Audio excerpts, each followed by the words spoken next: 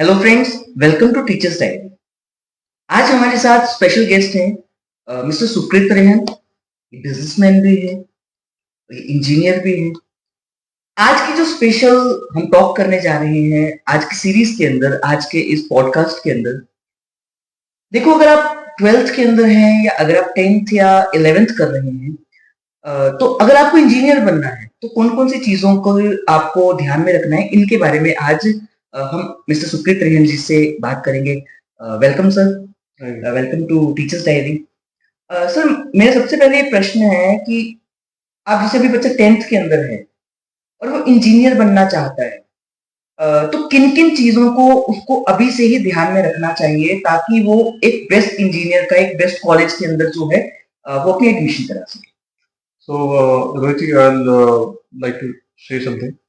अगर आप लाइफ में सीरियस हैं किसी भी चीज़ को लेके, तो आप उस पर शुरू से मेहनत करना शुरू कर देंगे। फॉर एग्जाम्पल, अगर आप इंजीनियरिंग को लेके सीरियस हैं, आपका सबसे बड़ा जो जिसे कहते हैं रिस्पॉन्सिबिलिटी जो आ जाती है वो आ जाती है कि किसी उसकी तरफ क्यूरियोसिटी डेवलप करना।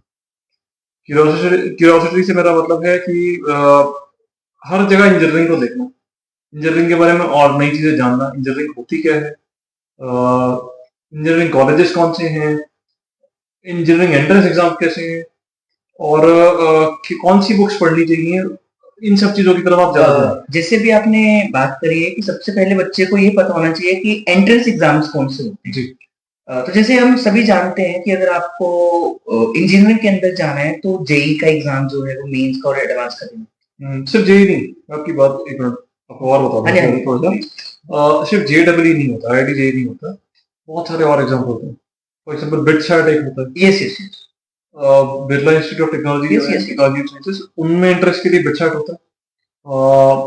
वीआईटी डबल ई या वीआईटी ट्रिपल ई, बीटी जिसे हम बोलते हैं, वो होता है विलोर इंस्टीट्यूट ऑफ टेक्नोलॉजी के लिए।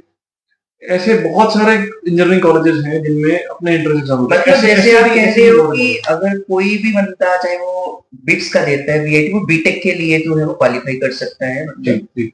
सो बीटेक, बीई, ये दो कोर्सेज होते हैं इंजीनियरिंग के, bachelor of technology and bachelor of engineering. इनके अलावा कुछ अलाइड ब्रांचेस होती हैं, जैसे आर्किटेक्चर होता है, बी आर्क, जिनके लिए भी इन्हीं कॉम्पिटेटिव एग्जाम इस्तेमाल होते हैं, इन्हीं के थ्रू उसमें एंट्रेंस। अब जैसे मैं ये चीज बताना चाहता हूँ कि अगर बच्चा 10th के अंदर है और अगर वो चाहता है कि मुझे इंजीनियर बनना है, जी, तो उसके कौन से ऐसे सब्जेक्ट 10th के अंदर स्ट्रॉन्ग होने, क्योंकि हमारा बच्चा 9th का भी देख रहा होगा, जी, बिल्कुल 10th का भी देख रहा है, जी। कुछ 11th के, कुछ 12th के। तो कौन से सब्जेक्ट 9th और 10th से बच्चा अपनी प्रिपेयर करे कि भाई मैं बेस्ट एक इंजीनियर बनना चाहता हूँ या किसी बेस्ट इंस्टीट्यूशन के अंदर से मैं अपनी जो है वो बीटेक जो है वो करना चाहता हूँ। सो रोहित जी, इसमें कुछ ऐसा है कि आपका मैथमेटिक्स स्ट्रांग हो, यस यस, तो आपके लिए जिंदगी आसान हो जाएगी इंजीनियरिंग। आप बेसिक क्राइटेरिया जो इंजीनियर बनने के लिए वो आपका मैथमेटिक्स अच्छा होना चाहिए। ये अगर आप कहते हैं कि अगर मैथमेटिक्स अच्छा नहीं है तो बंदा इंजीनियर नहीं बन सकता। मैथमेटिक्स अगर अच्छा नहीं है, मैथमेटिक्स को अच्छा कर लेना चाहिए। जैसे कई सारे अगर मैं आपसे कहूँ कि कई बच्चे इसी फोबिया के कारण इस इंजीनियरिंग स्ट्रीम को नहीं ले पाते हैं, नॉन मेडिकल नहीं लेते हैं, वो कॉमर्स के अंदर चले जाते हैं, तो क्या कितना सही है अगर आप इस बात को समझते हैं? देखिए, मैथमेटिक्स से डरना जो है वो कई लोगों की आदत बन जाती है। मैथमेटिक्स से डरने की जरूरत नहीं। मैथमेटिक्स एक ऐसी चीज है जिसे आप प्रैक्टिस करके ठीक कर सकते हैं, अच्छा कर सकते हैं। Practice makes a man perfect. Exactly. अब रही बात कॉमर्स फील्ड की, तो कॉमर्स में एक बहुत बड़ी दिक्कत क्या है कि कॉमर्स में भी आपको मैथमेटिक्स से छुटकारा नहीं मिलता। क्योंकि मैं भी यही क्वेश्चन मेरे माइंड के अंदर रहता है। देखो अगर आप कॉमर्स करते हो, आप बिजनेस में सीए बनेंगे या बैंकिंग के अंदर जाएंगे, वहां तो है ही मैथमेटिकल कैलकुलेशंस है। तो यही चीज हम बच्चों को समझाना चाहते हैं कि अगर आपका मैथमेटिक्स अच्छा नहीं है, आप उस पर वर्क कर सकते हो, बट अगर आप इस वजह से स्ट्रीम चेंज कर देते हो, जैसे फॉर एग्जाम्पल मेरा मन इंजीनियर बनने का है और अगर मैथमेटिक्स की वजह से, तो आई थिंक मुझे आप इस पे वर्क करके जो है वो कर सकते हो, क्योंकि अगर कॉमर्स के अंदर है वो तो आप मैथमेटिक्स तो आपको पढ़ना ही पड़ेगा अगर आपको एक अच्छी जगह पे जाना है तो। जी। इसमें कुछ ऐसा है कि आपको एक सवाल अपने आप से पूछना चाहिए कि क्या मुझे चीजों की वर्किंग में इंटरेस्ट है। मुझे अच्छा लगता है कि पंखा चल रहा है, कैसे चल रहा है, सामने गाड़ी चल रही है, कैसे चल रही है, क्या मुझे उसके पीछे की साइंस जाननी है। आपको वो चीज देखनी है, आपको ये नहीं देखना कि मुझे किसी से डर लगता है, क्या मुझे अच्छा लगता है, वो बात की बातें हैं, वो भी एक पार्ट है कुछ चीजों का। बट आपका ज्यादा फोकस होना चाहिए आपका इंटरेस्ट किसमें है। तो इंटरेस्ट जो है आपको गाइड करेगा कि आपको करना क्या है, और आप मेहनत करके कुछ भी अचीव कर सकते हैं, ये मेरा मानना जैसे मैं आपको ये बताना कि जैसे अगर इंजीनियरिंग की हम बात चल रहे हैं, क्योंकि जी। आप भी एक इंजीनियर हैं, जी। अगर हम इंजीनियर्स के टाइप के अंदर ही देखें तो कितनी सारी टाइप के इंजीनियर्स हैं। तो बहुत मैं बहुत ये चाहता हूँ कि आप हमारे ऑडियंस को, बच्चों को ये बताओ कि कितने कितने टाइप की इंजीनियरिंग है, और सबसे बड़ी बात हम्म, आज के टाइम के अंदर और आने वाले कुछ फ्यूचर के अंदर ऐसी कौन सी इंजीनियरिंग है जिसका काफी डिमांड अब जो है, ताकि बच्चा अपना माइंडसेट वैसे ही सेट कर। बिल्कुल बिल्कुल, मैं आपको बता देता हूँ। पहले जो आज से मैं 50 साल पहले की बात करूं, इंजीनियरिंग बहुत पुरानी फील्ड है। सो 50 साल पहले या 60 साल पहले की अगर मैं बात करूं, उस समय 3 या 4 ब्रांचेस होती थी। पहली थी civil engineering. Yes. Civil engineering में बेसिकली होता है, मैं वो भी बताता हूँ। सिविल इंजीनियरिंग में होता है कि आप कंस्ट्रक्शन जो होती है, कंस्ट्रक्शन रिलेटेड चीजें जो होती है, फॉर एग्जाम्पल बिल्डिंग बनानी है, ब्रिजेस बनाने हैं, रोड बनानी है, आप उन पे जो है उनकी पढ़ाई करते हैं। दूसरी एक ब्रांच जो बहुत ही पॉपुलर है आज भी, मैं खुद उस फील्ड में ट्रेन हूँ, वो है mechanical engineering. Mechanical engineering is basically जिसमें आप मशीनों की स्टडी करते हैं, मशीन्स को, स्टडी ऑफ मशीन। मशीन्स को बनाया कैसे जाता है, उनको मेंटेन कैसे किया जाता है, उनको कुछ और उनके अगर उनसे कैसे काम लिया जाए, बेसिकली वो रहता है। मशीन्स मशीन्स से मेरा मतलब है कि नॉन इलेक्ट्रॉनिक और electronic, both, it may be. Third type of engineering जो है, जो बहुत देर से, जो कन्वेंशनल इंजीनियरिंग जिसे हम बोलते थे, एक टाइप है, वो है इलेक्ट्रिकल इंजीनियरिंग।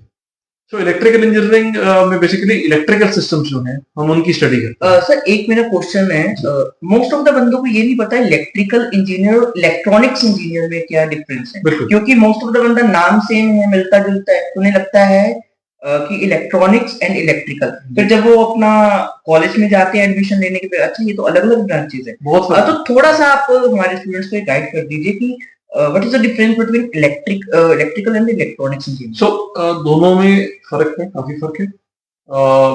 जो इलेक्ट्रॉनिक्स इंजीनियरिंग है, इलेक्ट्रॉनिक्स में बेसिकली हम स्टडी करते हैं सेमीकंडक्टर्स की। Okay okay. उसमें इलेक्ट्रिकल का पार्ट भी आता है, इलेक्ट्रिकल एज इन कि करंट फ्लो होने से किसी कंडक्टर में से, फॉर एग्जाम्पल मोटर है, मोटर की स्टडी है तो वो इलेक्ट्रिकल में आएगी। बट अगर कोई चिप की स्टडी है, फॉर एग्जाम्पल आपका एयर कंडीशनर है, एयर कंडीशनर के अंदर पंखा तो लगा है, वो तो मोटर है, यस, वो इलेक्ट्रिकल का पार्ट है। ठीक है। बट उसमें जो कंट्रोल सिस्टम है, सेंसर इलेक्ट्रॉनिक्स है, जिसमें आपके सेमीकंडक्टर है, चिप्स लगी हैं, यस यस। वो इलेक्ट्रॉनिक इंजीनियरिंग का पार्ट आता है। तो इलेक्ट्रिकल और इलेक्ट्रॉनिक में थोड़ा सा फर्क है, जो हमें पता होना चाहिए। आज के टाइम के अंदर कंप्यूटर इंजीनियर्स की भी बड़ी डिमांड है। बिल्कुल है। अगर आप किसी भी चीज के अंदर देख लो, आज के हर एक जगह, हर किसी भी पार्ट में चल दो, कंप्यूटर की बहुत डिमांड है। तो इसके बारे में जनरली एक जो कोर्स का नाम BTech, BTech computer science and engineering एक ब्रांच होती है इंजीनियरिंग की। कंप्यूटर साइंस में प्राइमरली सॉफ्टवेयर रहता है। सॉफ्टवेयर से मेरा मतलब है जो कोड रहता है, बेसिकली आपके पास एक प्रोसेसर है जिसने काम करना है, कुछ जिसने प्रोसेसिंग करनी है। कंप्यूटर आपने खरीद लिया, कंप्यूटर को चलाने के लिए आप विंडोज बीच में डालते हो या लाइनक्स डालते हो, कुछ भी डालते हो, या उस पर कोई सॉफ्टवेयर आप, फॉर एग्जांपल मैं अगर कंप्यूटर डिजाइन की बात करूं तो ऑटो कैड आप यूज करते हो। तो जो जो कोड है वो सॉफ्टवेयर वाला पार्ट आ जाता है, और maximum focus computer science engineering वालों का, उस ब्रांच के बच्चों का, स्टूडेंट्स का रहता है कोडिंग पे। Yes yes. So coding is an essential part of it. उसमें हार्डवेयर के पार्ट्स भी आते हैं, नेटवर्किंग भी आती है, बहुत कुछ आता है, बट ज्यादा फोकस जो है वो कोडिंग पे।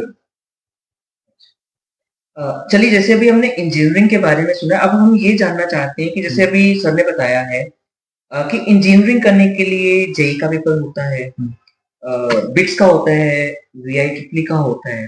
सर कौन कौन से सब्जेक्ट होते हैं जो, ये जितने भी कॉम्पिटिटिव एग्जाम्स आपने बताए हैं, कौन कौन से सब्जेक्ट इसमें, क्या इसमें इंग्लिश होता है, क्या इसमें कोई रीजनल लैंग्वेज होती है, या फिजिक्स, या इसके अलावा कौन से ऐसे सब्जेक्ट होते हैं जो क्या रीजनिंग होती है क्या, क्योंकि काफी सारे एग्जाम्स के अंदर। जी तो हमारे बच्चों को ये बताओ कि अगर आपको कॉम्पिटिटिव एग्जाम देना है, खास करके इंजीनियरिंग का, जी तो आपके कौन से सब्जेक्ट के अंदर आपको जो है मेन फोकस करना पड़ेगा? सो देखिए, आपको प्राइमरी फोकस जो रखना है वो रखना है physics, chemistry and mathematics.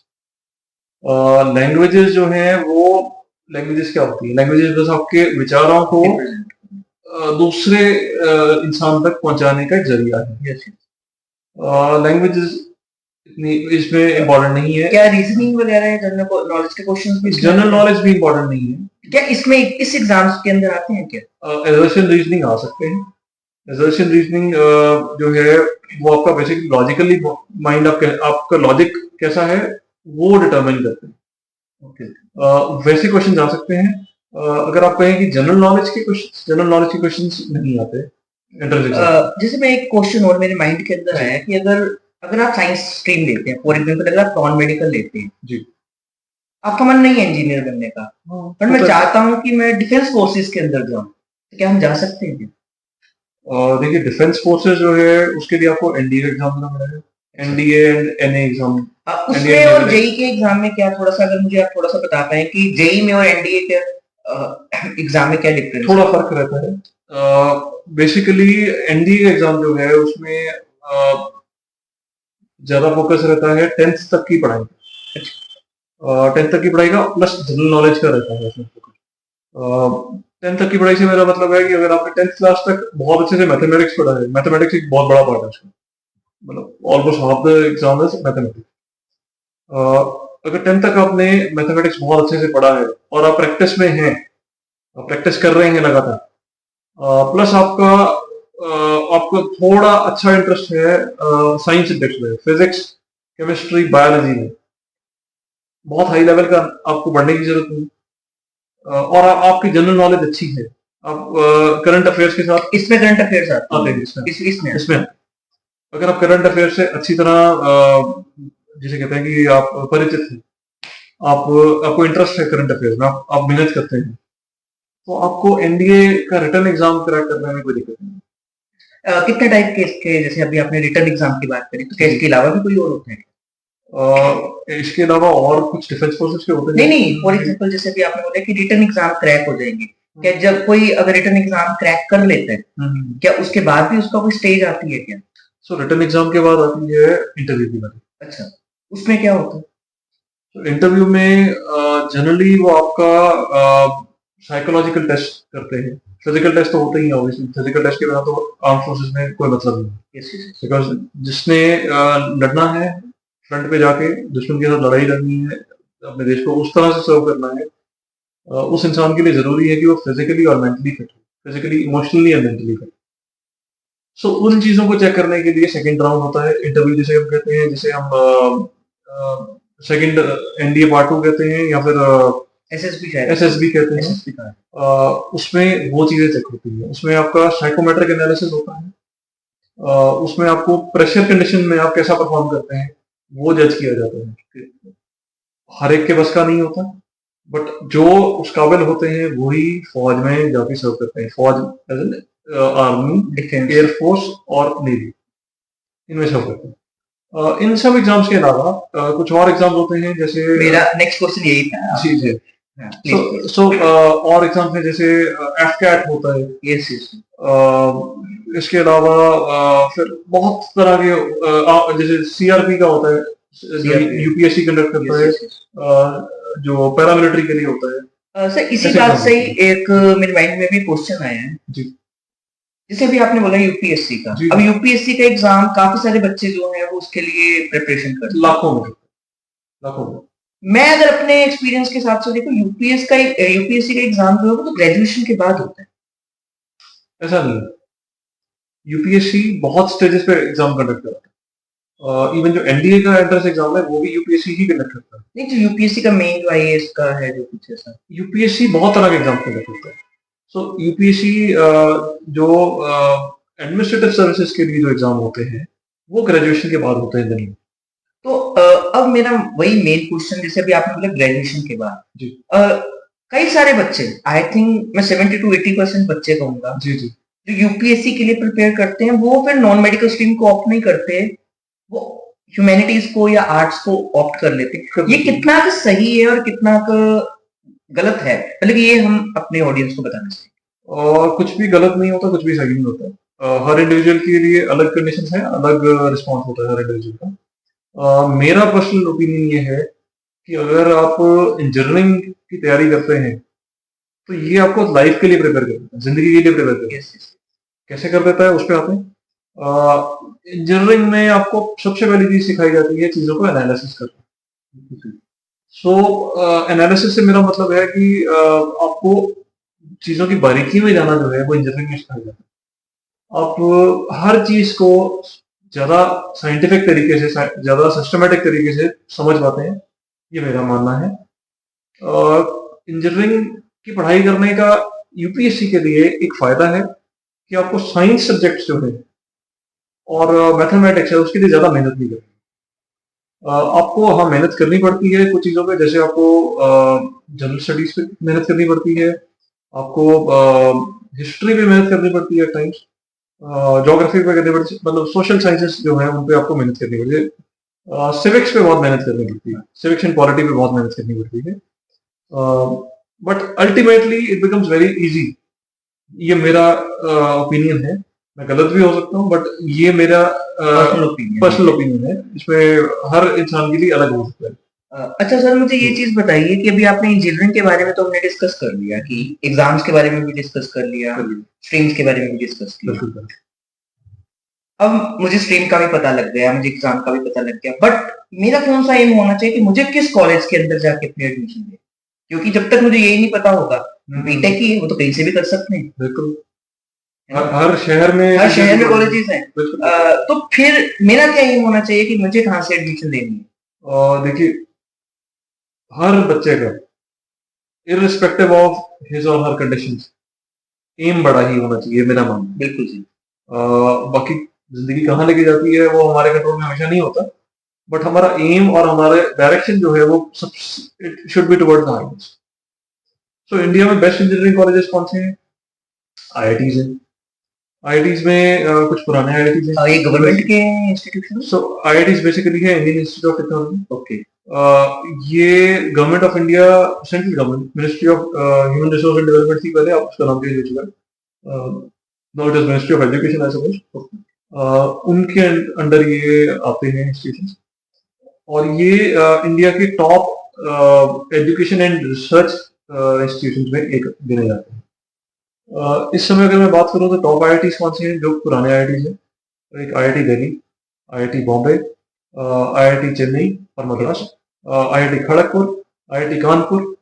So basically ये 4 या 5 इंस्टीट्यूशंस हैं जो कि आज भी जिनका कोई प्रॉब्लम नहीं है, they are considered to be the best. अगर आप कोई एग्जांपल बता सकते हैं कि कोई ऐसा बच्चा हो जो मतलब कि आईआईटी से पढ़कर आज वर्ल्ड की किसी अच्छी है, तो कोई हमारी ऑडियंस जानना चाहेगी। Countless examples. आप अगर आप गूगल यूज करते हैं, यस, सो गूगल के सीईओ है सुंदर पिचाई, सभी जानते हैं, सभी जानते हैं उनको, he needs no introduction. Yes, उनके प्रोडक्ट जो है that is beyond comparison. Google का कोई प्रॉब्लम, गूगल जिस फील्ड में जाता है वहां पे एक्सेल करता है। It's a multinational, it's a multi-billion dollar company. Alphabet जो इसकी पेरेंट कंपनी है, it's a multi-billion dollar company. So Google जो है उसके सीईओ जो है सुंदर पिचाई, वो आईआईटी से पढ़े हैं। आईआईटी की पढ़ाई का एक बहुत बड़ा फायदा होता है कि आपको पहले तो बहुत मेहनत करनी पड़ेगी आईआईटी जाने के लिए, इट इज नॉट इजी पहली बात। बट अगर आप एक बार आईआईटी पहुंच जाते हैं तो आपको, जैसे कहते हैं ना कि आपको अगर टेक ऑफ करना है तो आपका रनवे बड़ा होगा तो ही आप अपना एरोप्लेन उड़ा पाओगे। तो आईआईटी आपको आपका रनवे जो है वो बड़ा कर देता है। अगर आपका रनवे है तो आप फुल थ्रॉटल पे टेक ऑफ कर सकते हैं। अगर जैसे अभी आपने बताया कि मेहनत तो करनी पड़ेगी अगर आपको आईआईटी के अंदर जाना। मैंने भी स्टडी करी है, आप भी खुद एनआईटी से पढ़े हैं, और मैंने आपके फैमिली की भी स्टडी करी, आपके बड़े भाई वो खुद आईआईटी से पढ़े और आईआईटी दिल्ली से पढ़े, जो टॉप मोस्ट आईआईटी में से एक है। आप मुझे अपना ये एक्सपीरियंस बताओ कि मिनिमम कितने घंटे बच्चे को, क्योंकि 10th का भी है 11th का, क्या अकेला 12th के अंदर पढ़ना चाहिए, पहला क्वेश्चन, या उसको 11th के अंदर भी उतना ही फोकस देना चाहिए, या मिनिमम उसको कितने घंटे के लिए अपनी स्टडीज को टाइम देना चाहिए ताकि वो एक जब वो 12th के बाद है फर्स्ट अटेम्प्ट के अंदर वो अपना आईआईटी के अंदर सिलेक्शन करे। सो पढ़ाई कैसे करनी चाहिए इस पे मैं आता हूँ। यस यस पढ़ाई करने के लिए ना सबसे पहले एक मंत्र हमें याद रखना चाहिए। वो मंत्र है कि कल कभी नहीं आता। बिल्कुल जी। अगर मैं कोई चीज पढ़ रहा हूँ और मुझे नहीं समझ में आ रही है, मेरे से क्वेश्चन नहीं सॉल्व हो पा रहे, मेरी दो प्रोसेस हो सकती है कि मैं पढ़ूंगा उसे, मैं कहूँगा यार मुझसे नहीं हो रहा है, मैं आगे बढ़ता हूँ कुछ और करके, फिर दोबारा कभी पढ़ूंगा हो जाएगा। सो वो सबसे बड़ी गलती है। बिल्कुल जी। अगर आप कोई चीज पढ़ रहे हो, आपको उसे पूरी तरह से पढ़ के उसको अच्छी तरह से कंक्लूजन पे निकालना है उसका। कंक्लूजन पे लाके चीज को खत्म करना। बिल्कुल जी। आप उसे छोड़ नहीं सकते बीच में। हाँ, ये हो सकता है ब्रेक ले लो, ब्रेक लेके आप किसी की हेल्प ले लो, अगले दिन फिर शुरू हो जाओ। आई थिंक मेंटरिंग की तभी जरूरत पड़ती है मेंटरिंग की बहुत ज्यादा जरूरत है अगर आपको आईआईटी के अंदर जाना है। मेंटरिंग तो बहुत ही इम्पोर्टेंट है। दूसरी बात है कि हमें पढ़ाई जो है बहुत डेडिकेटेड होने वो भी करनी पड़ती है। एज एन अगर मान लो मैं 3 घंटे किसी मेंटोर के पास जाके पढ़ रहा हूँ, तो मुझे कम से कम 9 से 10 घंटे की सेल्फ स्टडी करनी पड़ेगी। सो 1 घंटा अगर मैं ट्यूशन पे पढ़ रहा हूँ या कोचिंग में जाके पढ़ रहा हूँ, मुझे 3 से 4 घंटे घर जाके पढ़ना है उसी सेम क्वेश्चन।